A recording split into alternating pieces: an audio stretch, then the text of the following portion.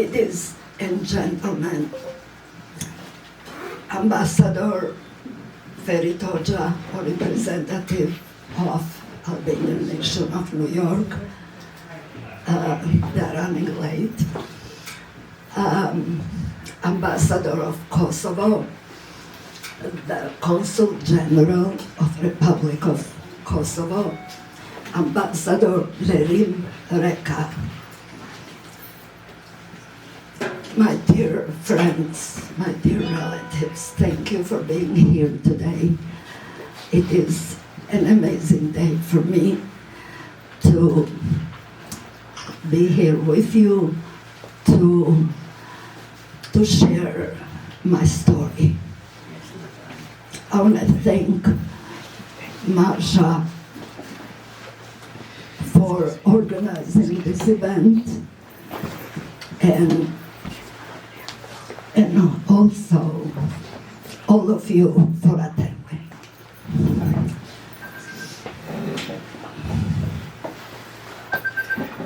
Okay. My book may resemble fairy tales that our grandmothers used to tell their grandchildren during the cold, long winter nights. But in essence, it is my story of individual and family survival. It is exactly the odyssey of the Kohen dynasty, its trials and tribulations, failures, tears, and sweat, joys and successes, covering nearly a century and following its twist through several countries and continents. After all, we are proud Romaniotes, and that's why, as a Kohen descendant, I'm so excited and touched to be here today in front of you in this magnificent synagogue and museum where memories and words echo through the walls, taking us back in time. We feel proud of our Jewish nation, above all, our Romaniote's roots, and I dedicated an entire meaningful chapter to being an Albanian Greek Jew entitled Very Albanian and Very Jewish, because that's me in few words. My book, which I had really wanted to write for a very long time, it's all about the story of a survival, not only from the German occupation, but also from the communist regime that reigned in Albania for nearly half a century. I was born in Vlora, a beautiful coastal town in Albania, and when we were small children, my mother used to take the time to dress us up beautifully. And all her friends used to look at us and say, "Nina, your kids are like flowers." And Ace, that's why I gave the title Flower of Vlora in her honor. My family came from Greece and moved to Albania in 1938. And eventually, that was, when I say my family, that means was my grandparents, Aneta Elia, and my father, who was a young man at the time. Eventually, my father went to Ioannina, married a Ioanniotis, another Romaniote, beautiful lady, and he brought her to Albania. she had no one, no relatives except the family. Vlora is also the city where Albanian independence from the Ottoman Empire was proclaimed by the founding fathers on November 28, 1912. And after raising the red and black Albanian flag, they went to celebrate and drink coffee at a Jewish household. The coffee cup, set inscribed to the Albanian flag, is being preserved to this day by some of my relatives. As the story goes on, my parents and grandparents were sheltered in a nearby village called Trevlazar, where an Albanian family called the Lazai family risked their own safety and offered them home and protection from the Roman Nazi occupation. My family felt obliged to also take on temporary Muslim names for further protection. So my mother, whose name was Nina, now was known as Bule. My father, David, he was called Daoud. My brother, Elio, he was Ali. My grandmother, Annette, was Fatima. And my grandfather, Elias, was Muhammad. And I hold it a little closer, they're having a little trouble with the Mahidi. Almost all the Albanian Jews thankfully found shelter and were saved by the locals. It was not only those who were already citizens, but also the hundreds fleeing the unimaginable horrors of Nazi persecution. These locals gave their Beci, the Albanian code and word of honor regarding hospitality and safeguarding against any threats or danger by risking their own lives. There have been plenty of stories about the Albanian Beci and all that they did for the Jewish population, which grew almost tenfold by the end of the World War II. People, they have an old saying which they faithfully and almost blindly uphold. An Albanian's home belongs to God and to the guest. Together with my grandparents and relatives, we were quite a large family trying to adapt and make it through everyday life, which, to be honest, was very difficult and borderline absurd at times. Not only we were foreigners in a strange land, but constantly, welcome, Ambassador, but constantly under the watchful eyes of Sigurimi, the feared Albanian secret police, which is similar to the KGB in the Soviet Union. The Kohens lived together as a close-knit clan in Vlora. Many were jealous of our ability to preserve the language, faith, traditions, and even our family heirlooms, which were passed on from generation to generation. For example, I inherited a pair of precious earrings from my beloved grandmother and look forward to passing them once again to my granddaughter, Alana. Since we were stateless, never became Albanian citizens, my father used all his wisdom and every trick in the book to convince the harsh communist authorities to grant us permission to leave the country for good, and that was July 1966. My immediate family ended up leaving Albania, and we settled in Athens, Greece, where we started a new life.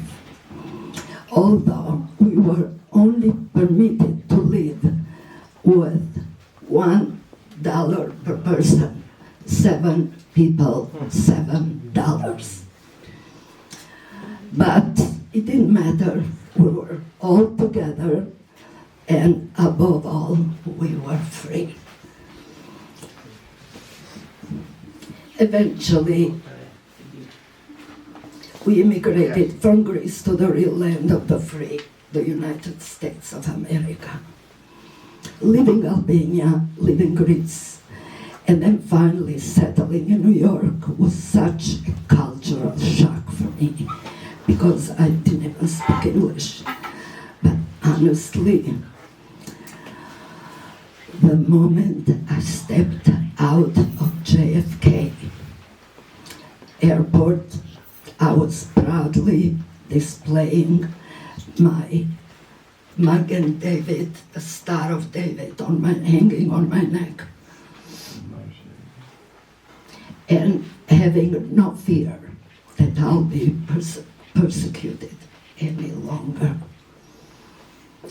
I jumped from joy the moment I got my hands on my green card, which at that time was waiting for me at the airport. Wow. I was determined to follow my American dream and turn a brand new chapter in my life. My new chapter included being a successful dentist for 40 years.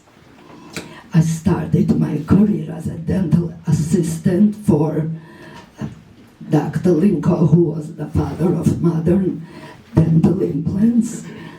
While working, I also earned my dental degree and opened my practice, which I built from scratch. Everyone who knocked on my door was welcomed warmly, and when my patients left, they wore a smile that shined miles away. I have a lot of those smiles here. My countless patients were from all walks of life, and in my dental practice, they all received the royal treatment, regardless of where they came from. I would add, I was also a female dentist in a male-dominated profession in the 1970s. You know what that means? That meant hell for us. But we opened the road for the new female dentists that came later on. And today we are like, if I'm not mistaken, 50-50, I guess. We have more than 50% women, but I was the 1%.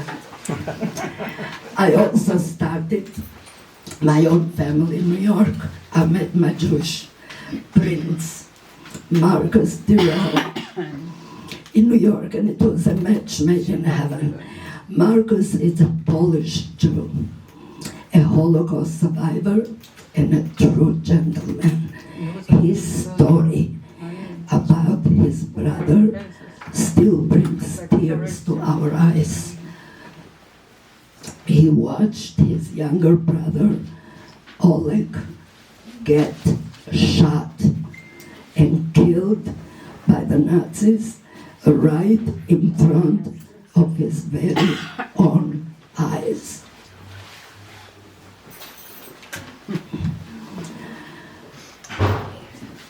Marcus, being a child himself, fighting back his tears in anger, threw stones to the Germans.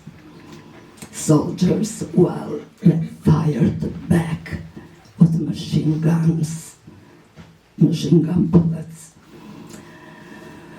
Marcus came to New York with his mind set to study and try to help building an atomic bomb so he would get his revenge against the Nazis. But kindness in his heart prevailed and goodness triumphed over evil. We are blessed with 2 children. My son's name is Oleg, in honor of his murdered uncle, who he never met, and our daughter Felicia, and we have 3 wonderful grandkids. I wrote the book in the beginning just for I started to write it just for my grandkids, because I didn't know anything about my family of my mother from Ioannina. My father took her brother to Albania, and we know nothing about that family. So I wanted one day, when I'm gone, my grandkids have a testimony where they're from, who the grandmother is, where did they live, where did they come from. All this, I started to put it in a book, and then I realized that this was for a much bigger audience. So that's how we continued to write the book for the bigger audience, all of you.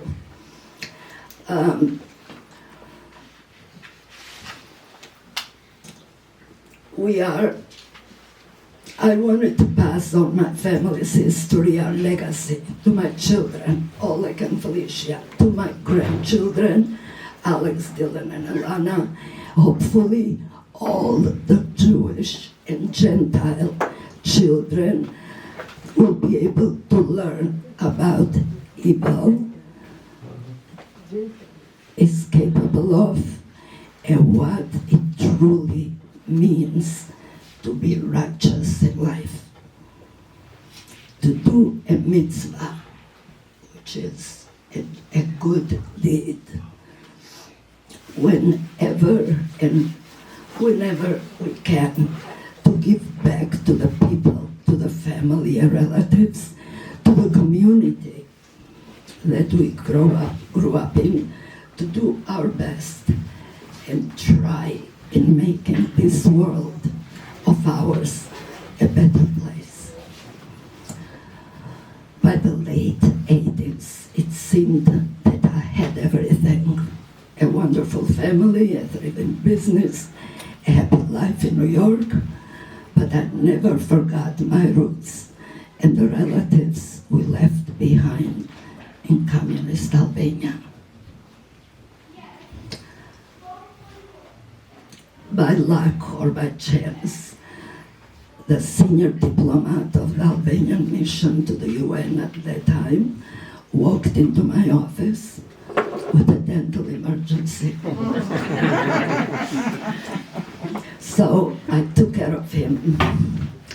And lo and behold, I was offered the opportunity to visit Communist Albania with my family. You have no idea what that meant for me. Going to my native country in 1989, it was a very emotional and heartbreaking reunion, especially with my relatives and long-lost friends and loved ones. I also had the opportunity to bring a whole suitcase of gifts and even dental equipment that I donated to my dental school, my former professors and colleagues.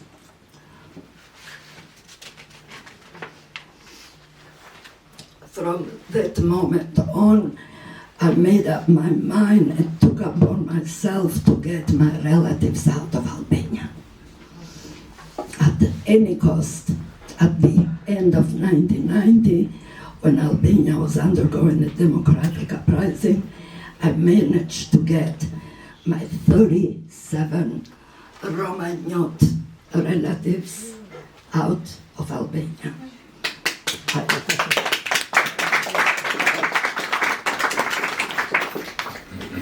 And we were able to settle them in Brooklyn in June 1991. I've seen the tears of joy when my father embraced his sister, Julie Cohen. He had seen for over 25 years.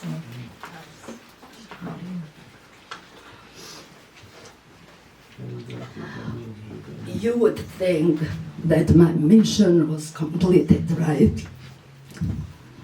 Angie knows. Not at all. In early 1990s, I got involved with the Albanian American women's organization called Moderat Kyriazi, which is Sisters Kyriazi, and transformed it at the right time. We got organized, we raised funds, help and welcome countless new immigrants, women and young girls, children. And so on, thank you, on coming from Albania, especially refugees. Refugees from Kosovo. During and after the conflict and ethnic cleansing that took place in the late 1990s. Our charities and humanitarian missions have not only touched many new immigrants' lives, but has even changed the course of their destinies for the better, in a way, through all my life. Whether personal, family, or even professional, I always moved heaven and earth, doing my best to make this world a little bit better and give people hope for a better future. Through my hard work and persistence, I opened up frontiers and led the organization to new heights. I was determined to give something back to my relatives, to the community and society, and the two ancient nations that I belonged growing up. I've been involved with the Albanian community for almost 30 years. Is it okay? That's good. And served as its president of AAWO Moderat Kyriazi. Well, now, when I say now, 2016, I retired. I settled in Sarasota, and I love all of you Sarasotians that are here to come and visit me. And I found the local chapter, Albanian American Women's Organization, Moderat Kyriazi, Florida chapter. We are very busy making events and helping the Albanian community of Tampa Bay area. And here I am, a daughter of a Romaniote family who survived the Holocaust, a Jewish daughter of Albania. That's how they call me.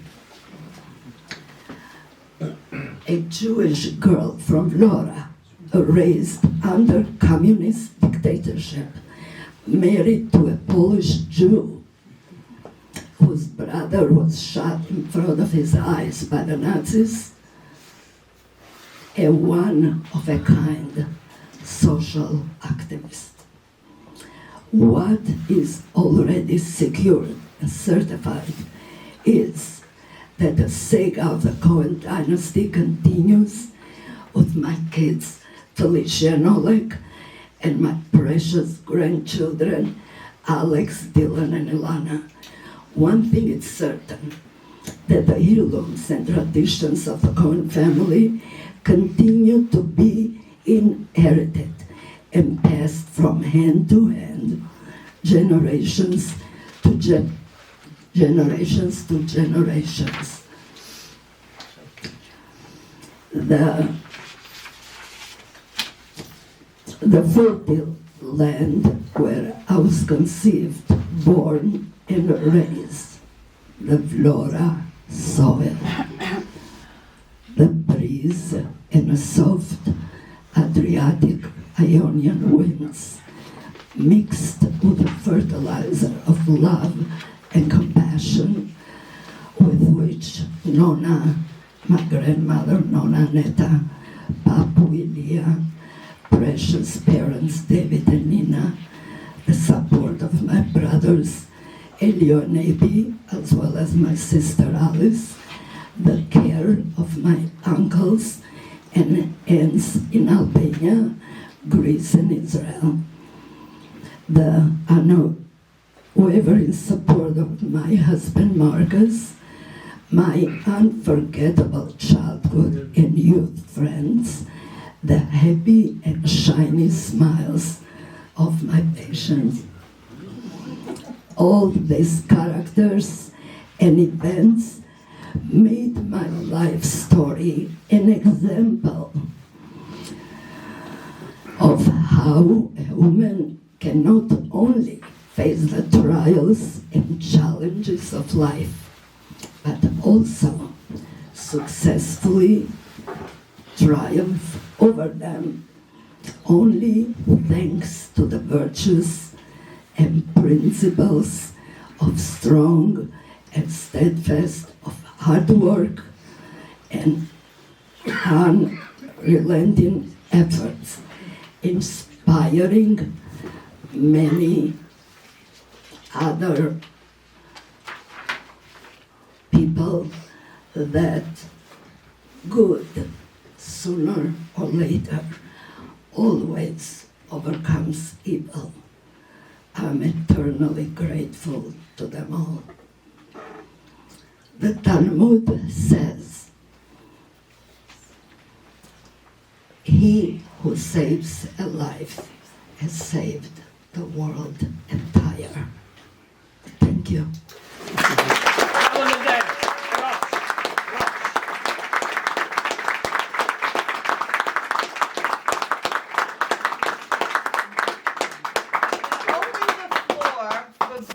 Q&A before you can come up and purchase books. First, I'd like to introduce you to two dignitaries who are joining us today. Forgive me if I mispronounce your name. We have the Consul General of the Republic of Kosovo here with us, and his name is... Okay, that wasn't that bad. We also have the Consul from Greece, to which city in Spain? Alicante. Alicante, who's Manuel Spinoza. Don't ask how he got a Sephardic Jewish name. Originally born in Crete, and a dear, dear friend of ours. So we're honored to have both of you to have you present today.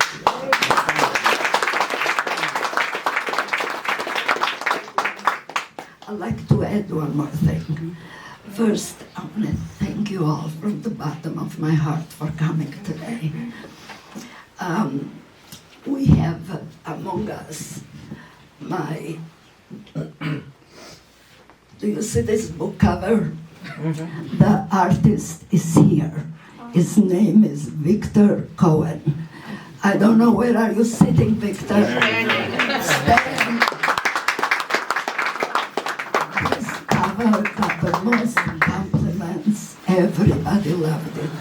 So if you ever need a book cover, you know what to do. And thank you, my cousins, Amy, Adas, Brother Lou is and here. brother Louis, I took pictures. And thank you, my 37. You are not all here, but I love you, and I know the rest are here in spirit. You were telling me something earlier, and I thought maybe you would like to share that. And here is the Council of... Sir, I don't know if you know the name Christopher Hyland, but Mr. Hyland with the State Department worked tirelessly for the independence of Kosovo. And when we invited him here this morning to attend, although he couldn't, he had a conflict and he couldn't attend, he said, "Oh, Anna Cohen," he said, "her reputation is known throughout the world, and please extend to her my best wishes." So this is, I can't say it's from the State Department, but I can say it's formally from the State Department. So there you have it. If I may add on that, I did one of my best tours to the Balkans where we included North Macedonia, Kosovo, Montenegro, Bosnia, and Albania. I would say 3 good, and the rest I understand a lot of others. Polish. I forgot Polish. Right, I speak Polish. I forgot Polish. But why did you learn Polish? Because of my babysitters. They didn't speak English, so I had to learn Polish. And I must say, I'm not a genius, but my Russian helped me with the Polish. Of course. So it was, so it was easier. It was easy. Yes. Can you speak a little bit? I have no idea. Just, I remember the Chinese being very influential in Albania. Can you address that? I don't know much about it. Well, I don't know much about politics. I never, got involved. You with left that. From Albania, what- so this way you Right, won when the Chinese from- came. From my point of view was this, that the Russians, Albanians were very friendly with the Russians, and then the Russians left, so the Chinese came in, and that's how we had the Chinese influence. And now that you're saying, it's coming back to me telling a story, that when Chu and I came to Tirana, we were in a hotel waiting for our visas to come so we can leave. And the Sigurimi, the KGB, never told us that the French embassy has our visas. All these things are in detail in the book, but I'll just cut it short. So it's Chinese everywhere. They were making the new style was, the Chinese outfits, and we're sitting by the window watching Chu and Lai, and all the Sigurimi was in our room. And we're like so nervous, what's happening? We're scared because we're ready to go, we didn't want anything to happen. However, eventually he left. And then we got our papers, our passports, which you're going to read in the book. It's a really beautiful, sweet story to how we got the passports. They were there, but Sigurimi never told us. And we took an Alitalia flight. In that flight was 7 of us holding Chinese umbrellas because we thought when we go to Rome we're going to sell them to make some money because they send us $1 a person. Wow. And in the airplane was 7 of us and the rest all Chinese. Wow. So I think I'm going to say it anyhow. The Jewish Albanian community is very small.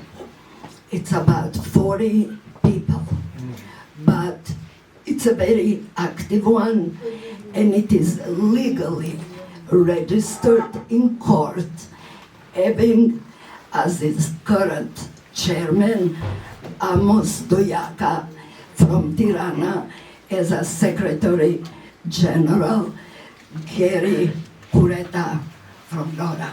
We got to have somebody from Vlora. And more or less, this is all about the book. It's a struggle, family struggle. It's the only actually post-war book that no one else has written. A Jewish person is writing a post-war and struggles during the communist regime. And it's the first one. So, now tell you to make me